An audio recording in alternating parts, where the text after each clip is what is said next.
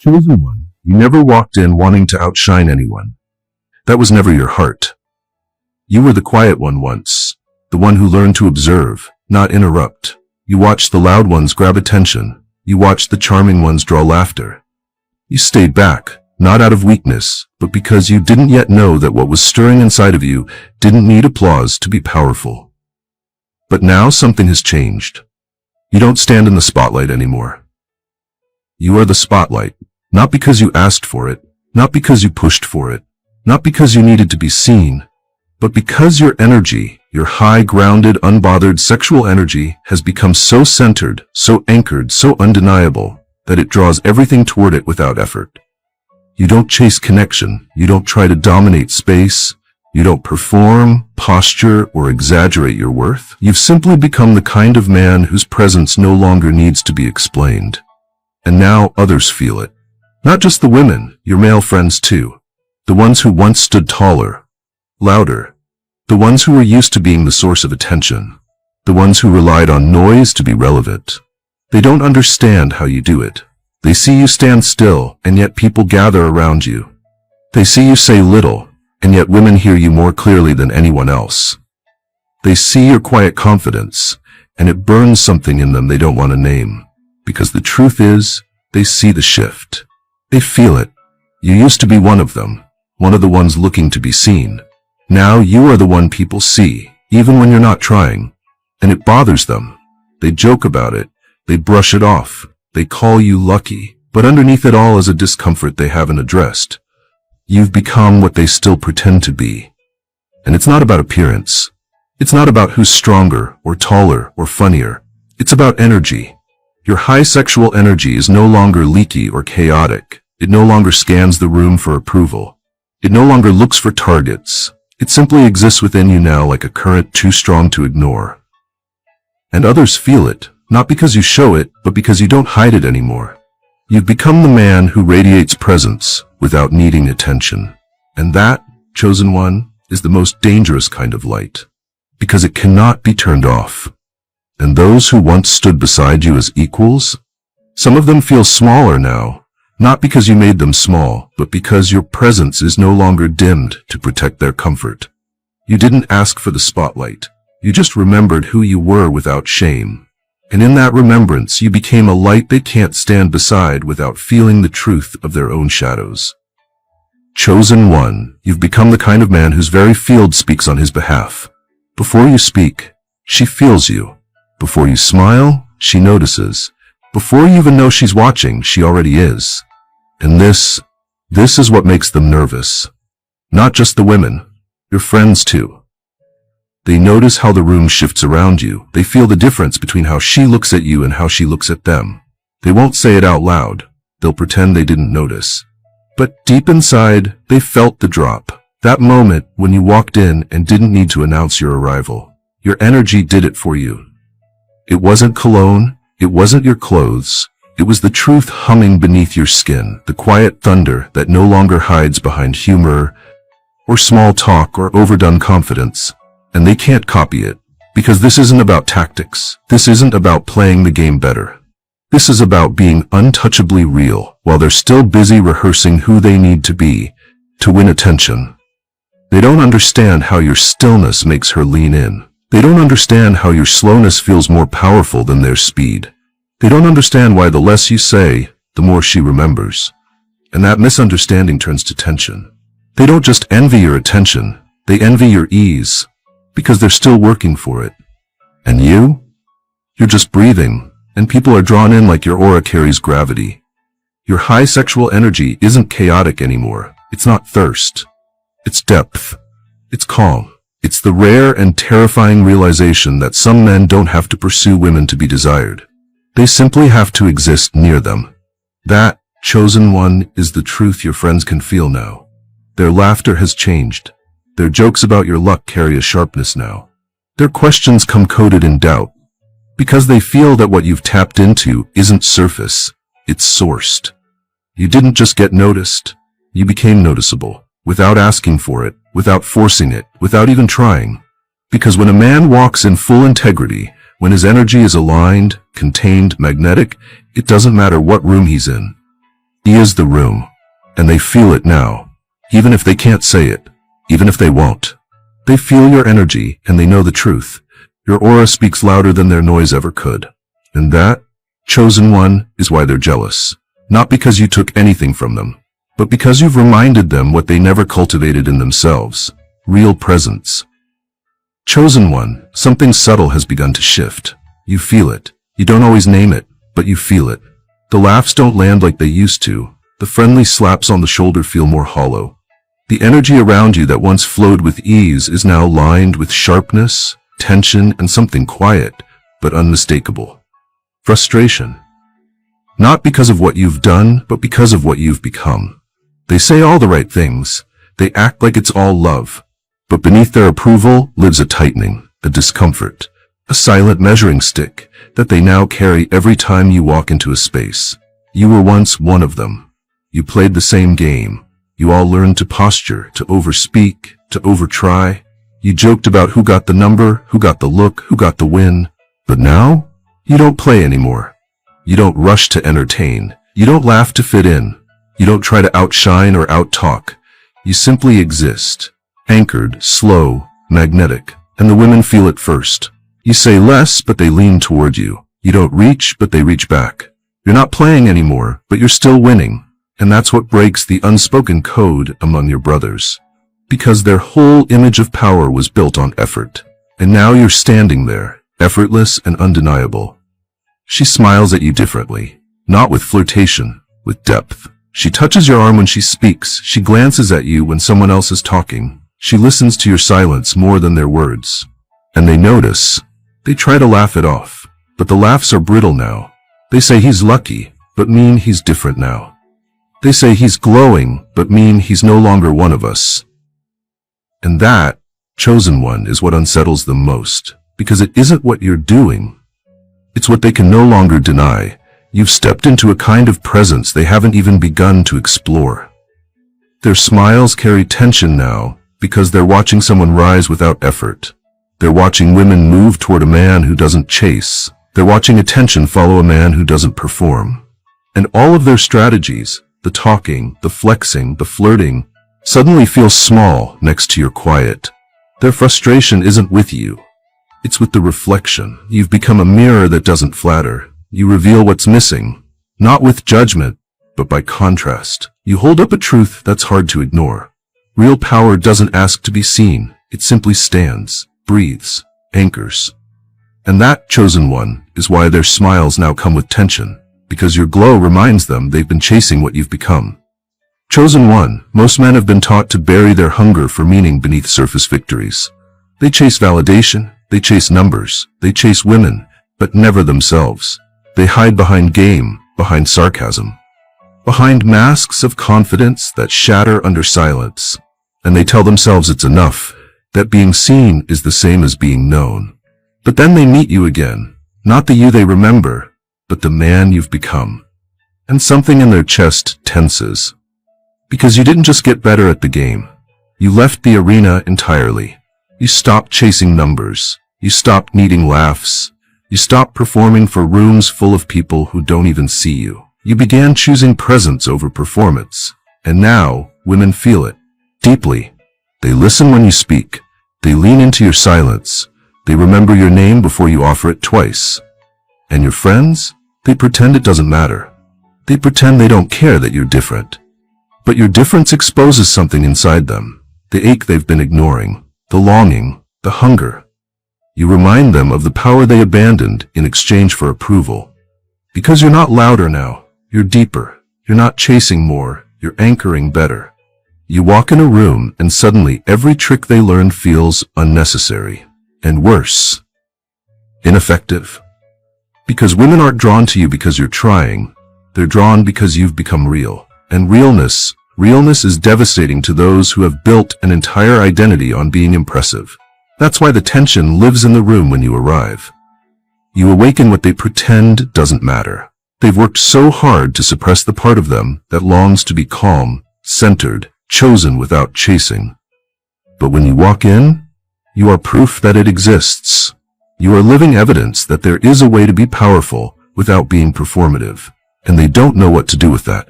So they joke, they downplay, they roll their eyes at the way women turn to look. But they feel it. They feel the difference. Because you're no longer trying to be admired. You're embodying admiration without asking for it. And that, chosen one, awakens the part of them that wonders what it would be like to stop performing too. But until they're ready, they will keep pretending it doesn't matter, while you keep being the living, breathing contradiction to everything they thought was required to be magnetic. You're not threatening their confidence. You're threatening their illusion. And illusions always tremble in the presence of what's true. Chosen one, you don't have to raise your voice anymore. You don't have to make a scene, dress the loudest, or speak over others to be felt. When you step into a room, something happens, and it's not thunder or fireworks. It's a shift in the atmosphere. The temperature changes, the volume dips, people begin to move differently, even if they don't realize why.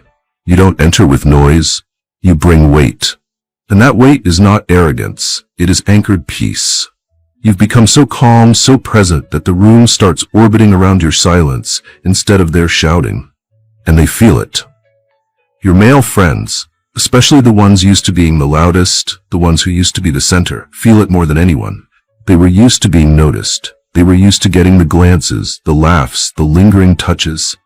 But now she's looking at you. Not because you tried. Not because you flirted, but because you've become a man whose energy pulls people in like gravity, and they don't know how to compete with something they can't even name. It's not your jokes. It's not your outfit. It's not your game. It's the field around your body that speaks for you before you open your mouth. And while you sit calm, still, and centered, they begin to feel invisible. They talk louder. They interrupt. They try harder to make her laugh. But her attention keeps drifting. Not to your words, but to your stillness. Because you are no longer trying to be chosen. You've become a place she can rest inside. And that rest, that unshakable masculine stillness, outshines all their noise. They see it, they feel it, they won't name it, but it burns in them. Because they know deep down that what you're radiating isn't luck. It's mastery. Mastery over your own body. Mastery over your breath. Mastery over your hunger. You are no longer leaking energy to be noticed. You are holding it like fire in your chest, and it warms the space around you. It pulls her in without intention. It settles her nervous system while they spike hers with pressure and expectations. And they hate that. Not because you've done anything wrong, but because you've done everything right without trying. They feel invisible now, not because they're less, but because you've stopped shrinking for their comfort. You've become undeniable, and next to you, their noise no longer shines. It just sounds like what it is. Desperation, wearing confidence like a costume. They miss when you were loud. They miss when you were uncertain. They miss when they didn't feel like the background of a room you now command without force. That's what your calm has done, chosen one. It has revealed what's real, and it has silenced what used to work when there was no presence to stand beside. Chosen one, there's a moment they don't speak of, but it's burned into their memory. That moment when she stepped into the room, eyes dancing, smile alive, and before they could adjust their posture, before they could deliver their line, she looked at you first. Not out of politeness, not because you called her over, but because her instinct pulled her eyes to you. And that? They noticed. Even if they laughed it off, even if they acted like they didn't care, they noticed. Because men know. We know who gets the first look. We know who the energy moves toward. And when it moves without effort, when it drifts to the one who didn't ask for it, something primal shifts in the room. You didn't smile first. You didn't move toward her. You didn't play. You stayed still. And she found you anyway. Because your energy no longer seeks. It receives. It welcomes. And when a woman locks eyes with a man like that, her body remembers something older than memory, that she is safest when desire does not chase but simply waits and holds. That's what she saw in you, and they saw it in her eyes. She wasn't scanning the room, she was answering a signal. And you were the signal. So now they make their jokes. They tease you. They ask, what's your secret? But the truth is, they already know. You've tapped into something they've avoided. The truth that you don't need lines or speed or strategy when your very presence has become a sanctuary. Because your high sexual energy isn't just power anymore. It's peace. It's clarity. It's trust. You've become the kind of man who is chosen without reaching. And that kind of man doesn't fight for the first glance. He receives it like a sunrise through an open window. They notice, and it unsettles them, because deep down, they want it too. They want to be the one who draws without chasing, who attracts without performing, who is chosen without pretending, but they're still moving too fast, still talking too much, still trying to manufacture what you've become. So when she looks at you first, it's not just attraction, it's a recognition, and they feel it in their gut, not because you won something, but because you stopped trying to win and became the prize without knowing it. Chosen one, there was a time their laughter felt like celebration. When you spoke, they laughed with you. When you failed, they lifted you. When you doubted yourself, they offered their shoulders. You were brothers in spirit, in struggle, in youth. But that time has passed, not because you turned away from them, but because you grew into something they never expected you to become. You didn't get louder, you got deeper. You didn't get stronger, you got still. You didn't become better than them, you just stopped needing to prove anything at all. And that's what changed their laughter. Because now when you speak, their laughs land differently. There's a sting behind their smiles, a twitch in the corner of their mouth when they try to seem happy for you. The warmth has cooled into something else. Not quite hatred, not quite love. Just discomfort dressed as a joke. They tease you harder now. They question your confidence more often. They point out your calm like it's arrogance. They joke about how lucky you are with women. But what they're really trying to say is this: how did he become the one we can't explain anymore? Because while they kept reaching, you began returning. While they learned tricks, you learned stillness. While they memorized lines, you memorized your breath. And now that breath, that stillness, that quiet rhythm in your chest, it disarms people. Especially her. She doesn't laugh the loudest at their jokes anymore. She doesn't lean into their clever lines. She keeps looking toward you, not because you're performing, but because you're not. And your friends feel it. Even if they won't say it, even if they won't name it, they feel the shift, the unspoken hierarchy forming in real time. Not one based on power, but on presence. You've become the man they never saw coming, the one who doesn't play the game, yet keeps winning its rewards. And that is the kind of power that cannot be faked. So their laughter sharpens, not because they hate you, but because you remind them of what they could be if they stopped chasing applause. They laugh to cut, to level, to soften the sting of your rise. They laugh because it's easier than admitting that you've left the old version of masculinity behind. You've stopped needing to be seen, and because of that, you're now all they can see. And that truth, chosen one, is too heavy for some to carry quietly. So they mask it in noise, in jokes, in laughter. But you feel it. You always have.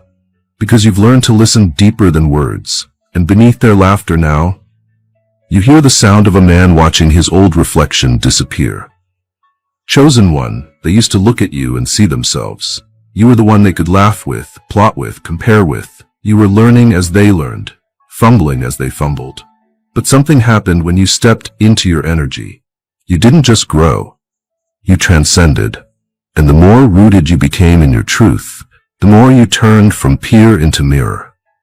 Now, when they look at you, they don't see a brother in arms. They see a reminder, a reflection of what they haven't yet faced. A glimpse into what's possible, but only through surrender, not strategy. And that makes them uncomfortable, because mirrors don't lie, they don't flatter, they don't soften, they show. And what your presence shows now is what happens when a man stops performing and starts embodying. They see it in your eyes. You no longer seek. You no longer try to impress. You no longer carry the hunger of a man begging the world to see him. You see yourself now, and so others see you more clearly than ever. That clarity becomes reflection, and they avoid it. They avoid your gaze not because it's harsh, but because it's true. It reminds them of what they pretend not to care about. The woman who glanced at you first. The moment she melted into your quiet presence. The way she drifted toward your orbit before they even had a chance to try. You weren't louder. You weren't richer. You weren't more clever. You were simply honest, and present, and whole. And now, Your friends are left grappling with a truth that cannot be argued. All their noise cannot compete with a man who has nothing to prove. So they avoid the mirror. They mock it. They pretend not to see what's there, because it's easier to joke than to unravel. It's easier to deflect than to reflect. But no matter how much they joke, how much they posture, how much they try to regain what they think they lost, they can't unsee what your presence reveals. You are no longer a version of them. You are a version of what they could be, if they were brave enough to strip away the costume and face their own soul. And that makes you the most dangerous thing in the room. A man who has become his own source. A man who is no longer trying to win women because